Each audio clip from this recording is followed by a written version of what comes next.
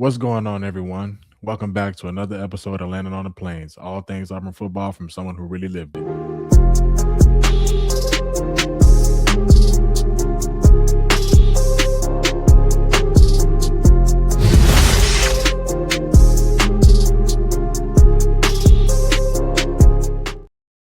Man, welcome back. We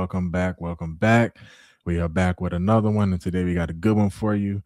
I'm your host, Chandler Wooten, former linebacker, team captain, and NFL vet. And like I said, we got a good one for you today because first and foremost, what the hell, Greg Sankey? Today, opening comments made by Greg Sankey, answered some questions as well at the opening for, obviously it's the big week for SEC Media Days. And so we get into some of the interesting comments that he made, first and foremost. Next, we'll follow that up with, at the time of this recording, Auburn has yet to take the stage for SEC Media Days. They're up shortly. And so we're going to preview, obviously, what I want to hear from the guys, as well as head coach Alex Golish. And then we'll finish this episode up with what's next. So let's not waste any time. Let's get into it. So one of the questions that SEC Commissioner Greg Sankey was asked today at SEC Media Days was, pretty much if he felt, the SEC would be rewarded with having, a non-conference, schedule, a 9-game conference schedule. And he has said that they have had unsatisfactory conversations thus far. And I mean, just like, what the hell? Just from my point of view and my standpoint, and I'm sure everyone watching shares the same sentiment. It's like you're the reason why we're in this predicament in the first place. Like, nobody tied your hands behind your back and made you make the SEC teams play a 9-game conference schedule. We were just fine at 8. And I know, we want to see the best of the best play the best of the best. And with that, I agree. Like, it makes for great television, great games. But at the end of the day, what did it do for the league? Because at this point, the committee has said we pretty much don't give a damn about that strength of schedule stuff. And every single SEC team is within the top 20 in terms of strength of schedule. And so we're going to beat up on each other the entire year. And what's the reward? Because just last year, we had 5 teams in the playoffs with 8 conference games. It was just fine. And so this is not something the players voted for. This is not something the fans voted for. This is not something that, even the coaches voted for. You got plenty of coaches in the SEC who are not rocking with this whatsoever. And so you have a situation where a SEC team could have 3 losses and not make it because they didn't play in their conference championship game and they have 3 losses, opposed to a team that's in the ACC or Big Ten or whatever the case may be, and they have 2 losses. Well, Gregory, who are we to blame? And then now, we're in a position now where he's at the podium and he's, upset. And it's like, we're the ones who should be upset. And not only do we have these 9 conference games, we're also required to play that, that P4 out of conference game as well. And so we're on the hook for 10 games a year, which again, like, you want to play the best of the best. I'm not knocking that whatsoever. But then when you look across the way at the Big Ten and these other conferences, they're not required to play, out of conference Power 4 team. That's not a requirement. And yeah, they were playing 9, non-conference games or whatever the case may be. But if we're being honest, the conferences are not created equal. The conferences are not created equal. And so, like I said, we're supposed to just beat up on each other.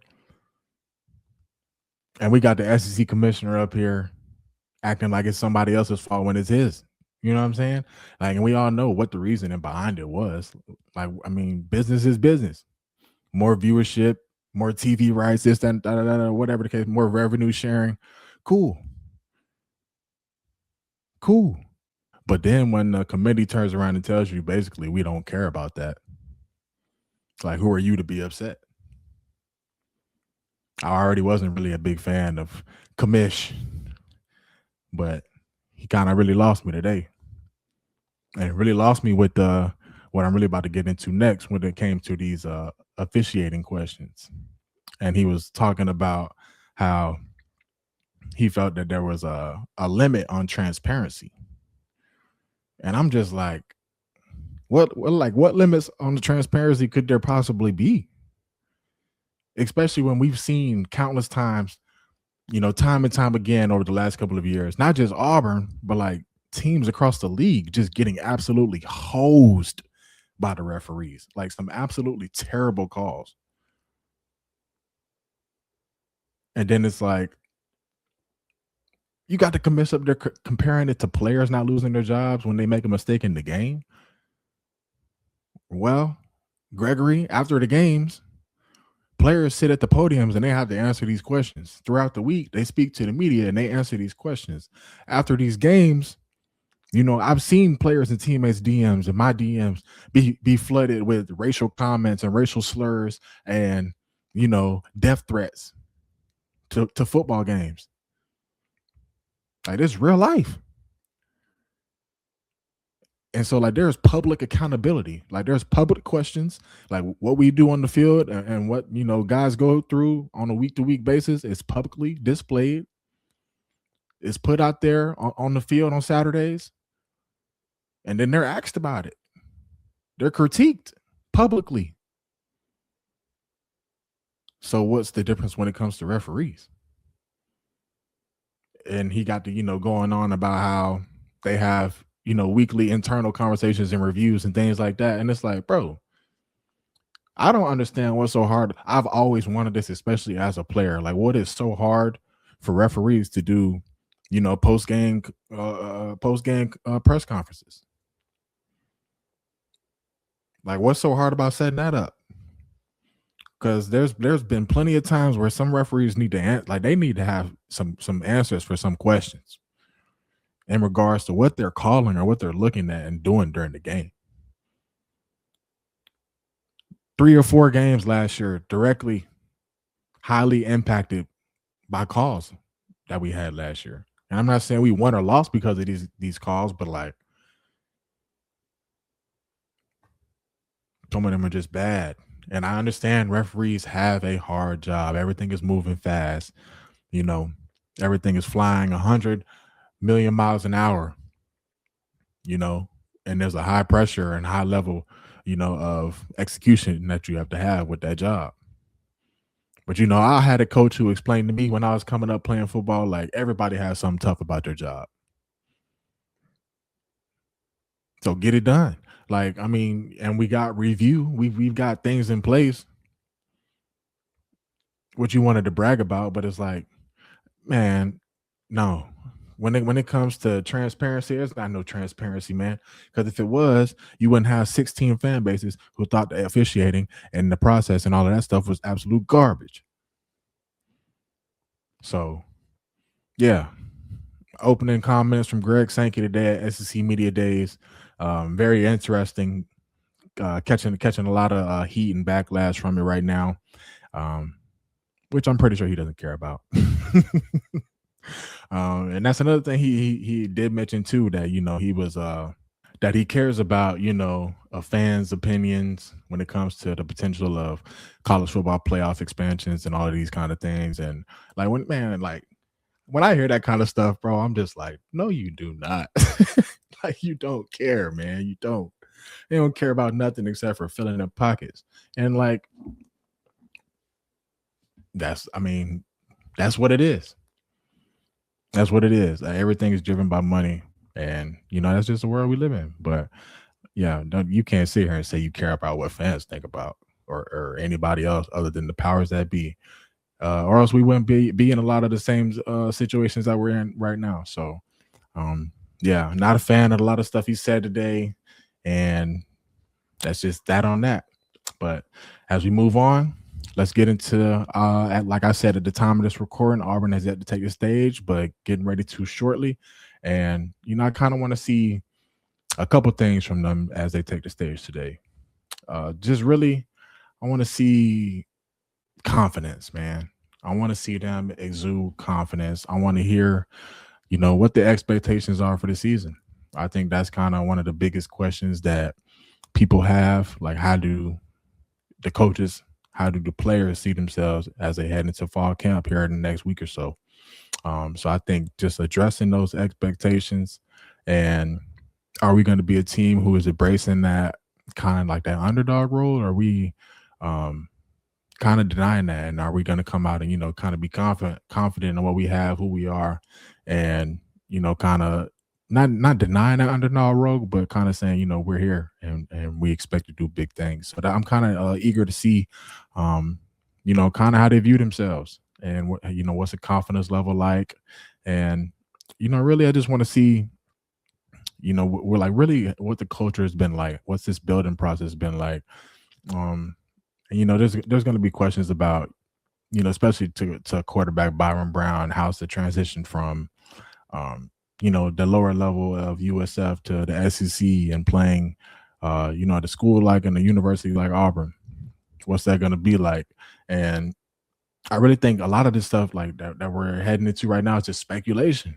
Like, we don't know how he's going to react to that kind of adversity or that kind of punishment on a week to week basis. But like I said, I want to see that confidence, that swag. Like, this is my QB1. This is who we're, counting on us to take us to the promised land and lead us to back to a level ground and hopefully even higher heights than that. And then I think aside from that, I really want to hear from Alex Golish. Obviously, Champ Anthony and Alex McPherson there as well. Really looking forward to them as well. But yeah, when it comes to Alex Golish, I think I mentioned it in the episode last week. When it comes to Alex Golish, just I want to see, again, the expectations, yes, but really, like, when it comes to the state of the program, we've had this is our fourth coach of the decade. And so I think this is a area and a position for our program that's been really unstable. And so, like, I just want to see and hear from him how he's going to, like I said, bring us to some level ground. Like, it's been showing in recruiting. And, now that recruiting is over and it's kind of died down, it's going to kind of, mellow itself out a little bit. As we get into the season, how does he plan to overcome adversity when it strikes? Because it's not a matter of if, just when. And how does he plan to, keep this thing stable? What happens when we lose a game or two, and the fans on Twitter get to chirping, and what happens when we get some success? Can we handle success? So I really just want to see, kind of his mindset and how he's gonna, prepare, us as we continue to go into the season. And then lastly, like I said, Champ Anthony and Alex McPherson, man, I'm ready to hear from Alex McPherson, kind of what his journey's been like. I know they're going to probably ask him about that and, kind of what that process has been like. Lost a lot of weight, had to gain it back, and, having to play through, that kind of pain and, not having that leg strength all the way back. And then Champ Anthony as well, battling through injuries, 2 season-ending injuries in a row, and having to overcome that kind of adversity. And so, yeah, I think it's really a good time for those guys to highlight, really where we are as a team, the culture, how the guys have been working throughout the summertime, the camaraderie that we've built, the connection that we have. The team seems like they're close and they're really ready to play for each other. A lot of the guys look jacked up right now, been working out hard throughout the entire summertime, man. I just saw a picture of Elijah Melendez the other day, man, and my God. Yo, man, listen, I've already mentioned a couple times I'm expecting big things from him, but yeah, we might be looking at best SEC linebacker duo here in a couple weeks and into the season. So, yeah, that's my prediction. I'm predicting best SEC linebacker duo. I'm saying it right here, right now. You heard it here first.